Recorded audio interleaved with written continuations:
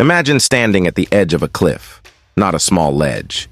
Not a viewpoint with a safety railing and a gift shop nearby. I mean a raw, open, unguarded cliff edge, 1,500 feet above the ground. The wind is hitting your face. The mist is rolling in from the valley below.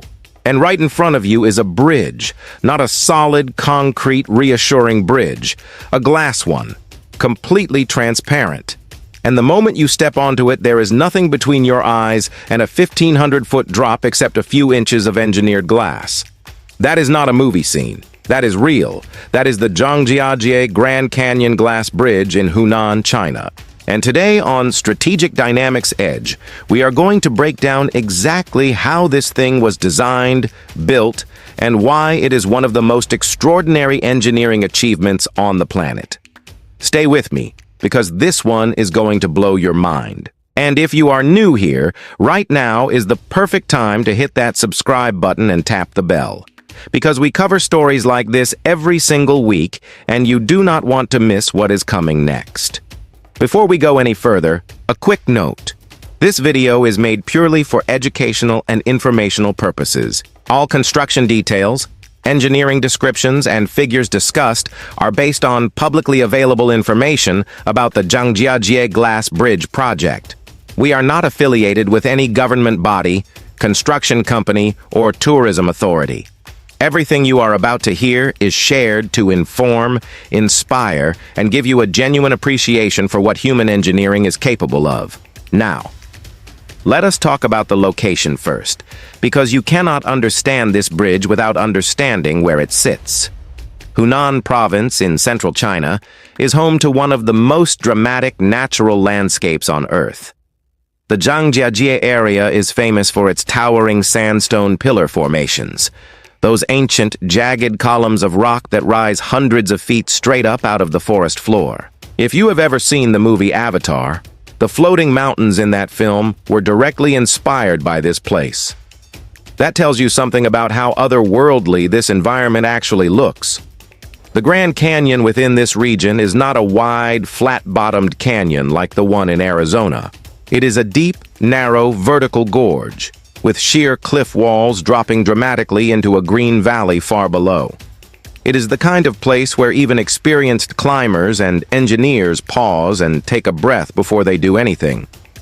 Building anything here, even a basic access road, is a serious undertaking. Building a pedestrian bridge across the main canyon gap was considered by many to be borderline impossible.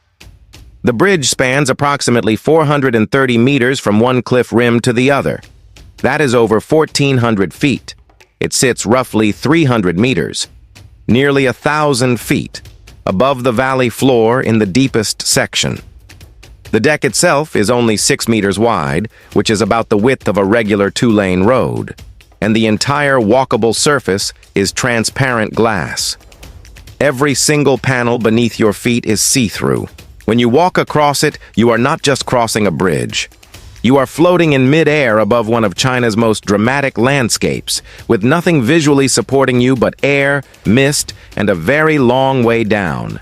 The project cost an estimated $50 million. It was designed by Israeli architect Haim Dotan and engineered by a team of Chinese specialists who had to solve problems that had never been solved quite this way before. The design had to satisfy multiple goals simultaneously. It had to be visually extraordinary, structurally sound under extreme mountain conditions, safe for thousands of visitors every single day, and buildable in an environment where getting a crane to the right position was already its own engineering problem. Let us get into the actual construction process, because this is where the real story lives. When the engineering team first arrived at the canyon, they were not greeted with a flat, open job site. They were standing on cliff edges above a massive gorge with steep rock faces, unpredictable mountain winds, thick seasonal fog, and extremely limited ground access. Before a single bolt was tightened or a single cable was strung, the team spent significant time doing geological surveys. They needed to understand the rock composition on both cliff sides, map the exact topography of the canyon walls, measure wind speeds and patterns at different heights, and determine precisely where the structure could be anchored without risk of rock failure or ground movement.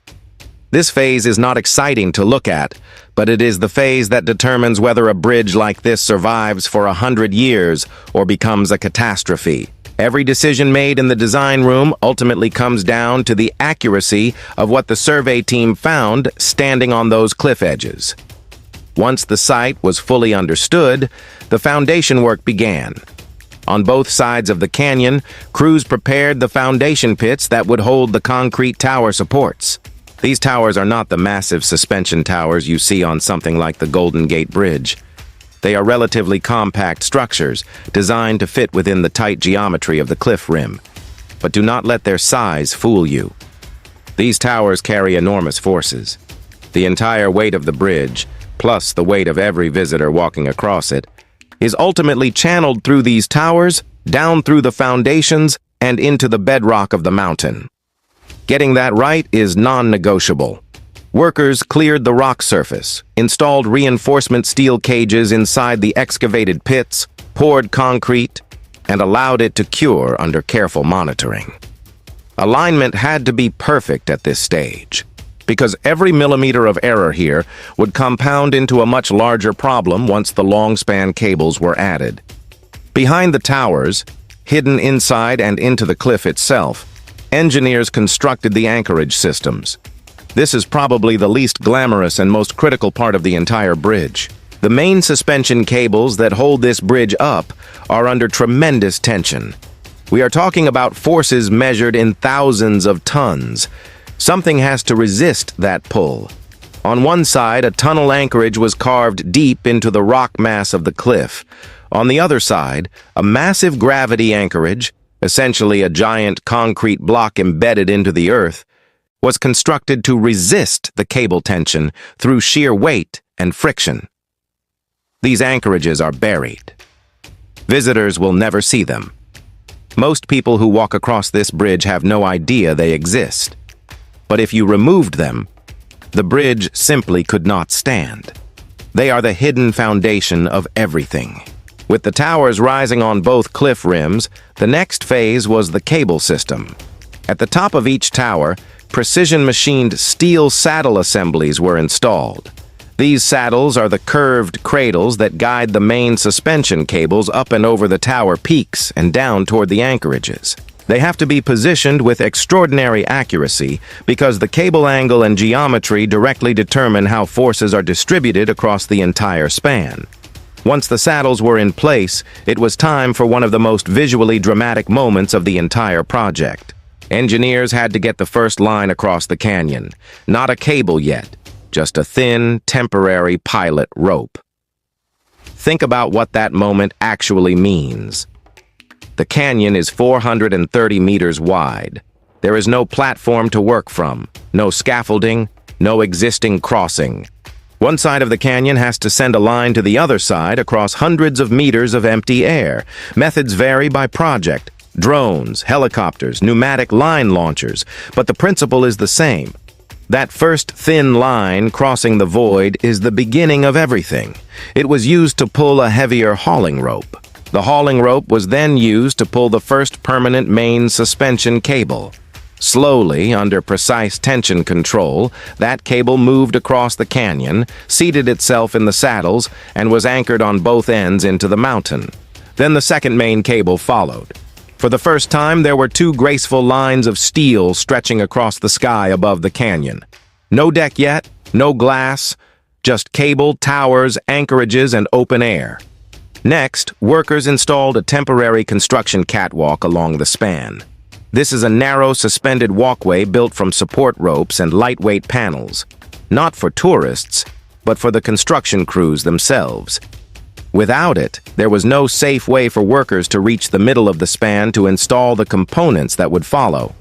Working from this catwalk, suspended high above the canyon, exposed to mountain wind, hanging on cables above a 1,000-foot drop, crews installed cable bands along the main suspension cables at regular intervals. These bands became the anchor points for the vertical hanger cables. One by one, those hangers were connected. hanging down from the main cables like a precisely spaced array of vertical lines, each one waiting to carry its share of the future deck load. Then came the steel deck structure. Prefabricated steel segments were lifted and connected to the hanger cables, building the skeleton of the bridge from the cliff edges inward toward the center of the span. Edge girders were installed along both sides. Cross beams were bolted into place between them. The slim, rectangular framework of the bridge gradually extended outward from each cliff rim, reached the center of the canyon, and connected. At this point, the bridge existed as a structure. You could look at it and recognize it as a bridge, but the most famous part, the part that makes this bridge internationally known, was still missing. Before the glass panels could go in, workers had to install everything that sits beneath and around them. Vibration control dampers were added.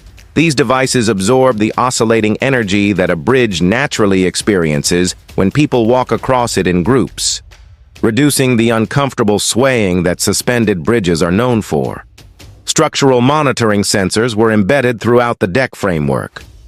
Concealed conduits for lighting and safety systems were routed through the structure. Then finally, the glass panels arrived. Each one is a laminated safety glass unit. Multiple layers of glass bonded together with an interlayer that holds everything in place, even if one layer cracks. They are engineered to withstand not just foot traffic loads, but impact, thermal expansion, and the kind of wind loading that comes with being suspended above an open mountain canyon. Each panel was lifted using specialized suction equipment, mechanical grippers that could handle the glass without scratching or stressing it. Each panel was lowered into its steel support frame, seated on rubber gaskets that absorb vibration and prevent direct glass-on-steel contact, clamped down, leveled, and inspected before the crew moved on to the next one. Panel by panel, the empty steel grid became a transparent floor.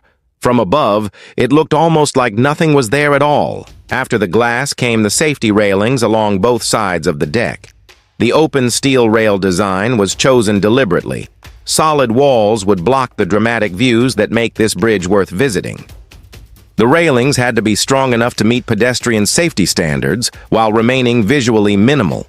Entrance platforms were completed at both cliff rims, providing organized access points for the large numbers of visitors the bridge was expected to attract. Temporary construction systems. The catwalks, the lifting equipment, the support scaffolding were removed. The bridge was cleaned, polished, and prepared for the final phase before opening. That final phase was testing, and it was serious. Engineers do not build a bridge like this, declare it looks good, and open it to tourists. Inspectors checked every component: cables, hangers, saddle assemblies, anchorages, glass clamps, vibration dampers, sensors, railings, and all deck connections. Then static load testing was conducted, placing controlled weights across the span to verify that the structure performed exactly as the design predicted under load. Then came dynamic walking tests, controlled groups moving across the bridge in various patterns to measure how the structure responded to real pedestrian flow, vibration, and movement. The data from every sensor was analyzed. The results were compared against the design specifications. Only after passing all of these evaluations did the Zhangjiajie Grand Canyon Glass Bridge receive clearance to open.